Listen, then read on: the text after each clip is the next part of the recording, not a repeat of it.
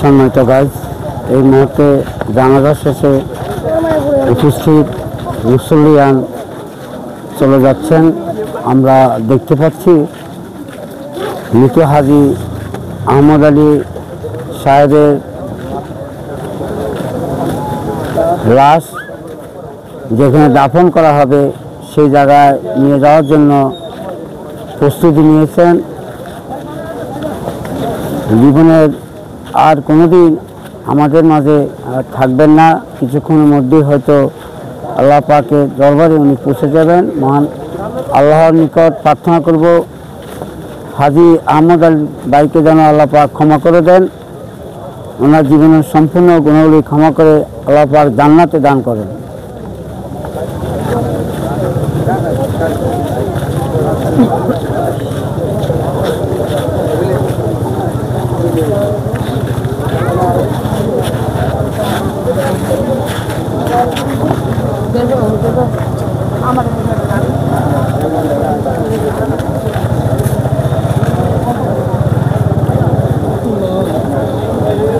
লক্ষ লক্ষ মুসল্লি কোরআনের হাফেজ আজকের এই জানাজায় শরীক হওয়াতে এটাই প্রমাণ করে মৃত হাজী আহমদ আলী খুব নেককার বান্দা ছিলেন, খুব ভালো লোক ছিলেন, যার জন্যে হাজারো জনতার জানাজার শরীক।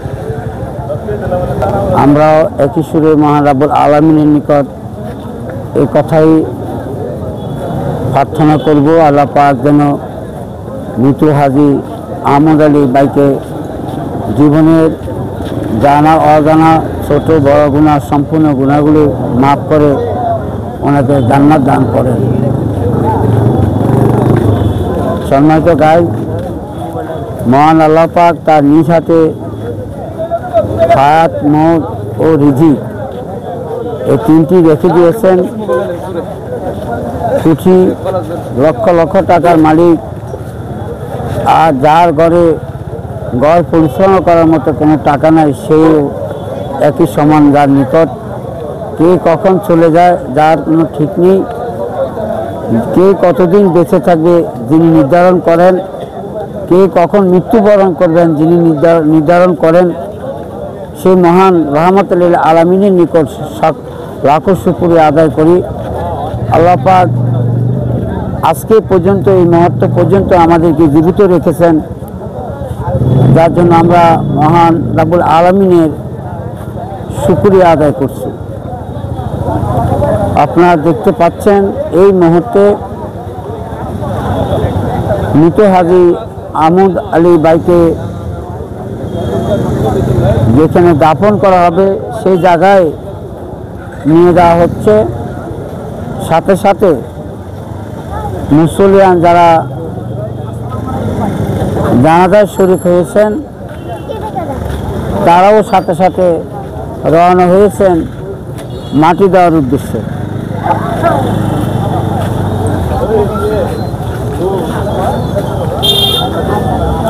আমরা আপনাদেরকে ওনার সমাধিস্থল পর্যন্ত যাওয়ার চেষ্টা করব, আপনারা আমাদের মাঝে থাকবেন।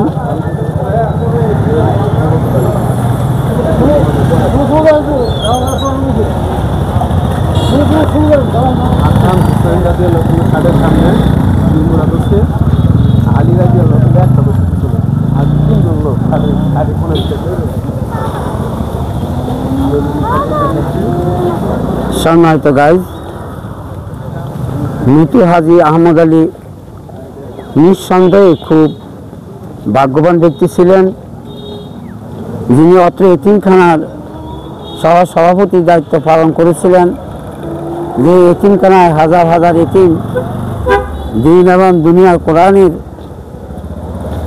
হাফেজ হয়েছেন, সেই এতিমদের মাঝে তিনি অবস্থান করে এতিমদের মাঝে পরিবারে ঢুকে তিনি আল্লাহ পাকের রহমতে যে নেকি দান করেছেন, নিঃসন্দেহে বলা যেতে পারে যে মৃত হাজী আহমদ আলী একজন জান্নাতবাসী। মহান রাব্বুল আলামিন যেন ওনাকে জান্নাত দান করেন, সেই প্রার্থনা রেখে যাব। সেই পাশাপাশি আপনারাও ওনার জন্য দোয়া করবেন, আল্লাহ পাক যেন মৃত হাজী আহমদ আলীকে জান্নাত দান করেন। সম্মানিত গাইজ, ডাইন পাশে আপনারা যে বাড়িটি দেখতে পাচ্ছেন সেই বাড়িটি হলো মৃত হাজী আহমদ আলীর মেজ ভাই, যিনি টঙ্গী শাহাবুদ্দিন সরকার স্কুল অ্যান্ড কলেজের সুনামধন্য অধ্যক্ষ আলহাজ অ্যাডভোকেট মোহাম্মদ দেলাওয়ার হোসেনের বাড়ি। এই পাশের বাড়ি যিনি আজকে আর আমাদের মাঝে নেই,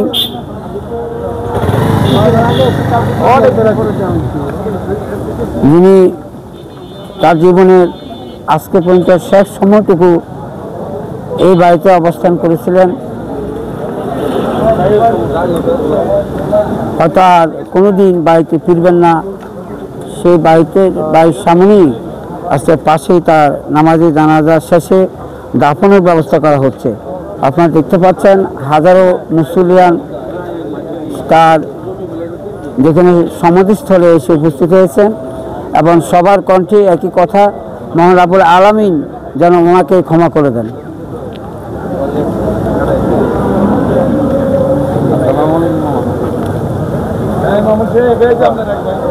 আপনারা দেখতে পাচ্ছেন হাজারো মুসলিয়ান এবং মাদ্রাসার এতিম বাচ্চারা, কোরআনে হাফেজ বাচ্চারা তাদের সহসভাপতিকে এক নজর দেখার জন্য দূর দূরান্ত থেকে এসে জানাজায় শরীক হয়েছেন। সেই সাথে আমরাও মহান রাব্বুল আলামিনের নিকট এই কথা বলবো, মহান রাব্বুল আলামিন যেন এই মাসুম বাচ্চাদের, এই কোরআন হাফিজদের নেক আমলের পরিপ্রেক্ষিতে আল্লাহ পাক যেন হাজী আহমদুল্লাহ সাহেবকে ক্ষমা করে দেন এবং জান্নাত দান করেন।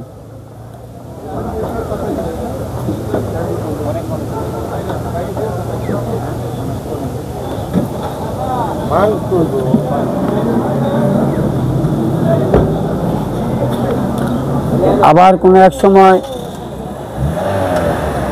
আপনাদের মাঝে আসার চেষ্টা করব। বিদায় নেওয়ার আগে যে কথাটি না বললে নয়, মৃত হাজী আহমদ আলী ভাই মৃত্যুবরণ করার পূর্বে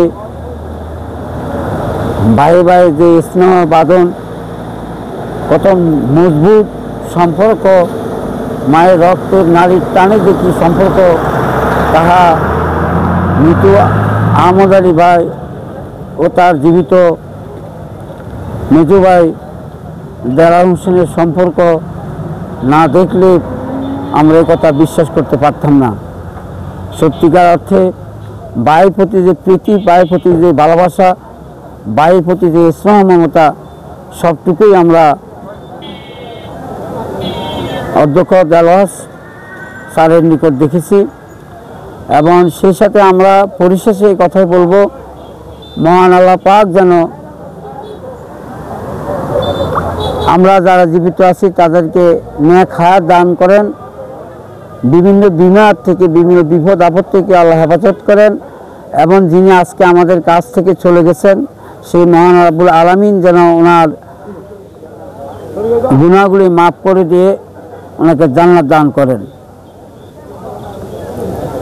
আবার কোনো এক সময় আপনাদের মাঝে কোনো নতুন কোনো খবর নিয়ে আসার চেষ্টা করব।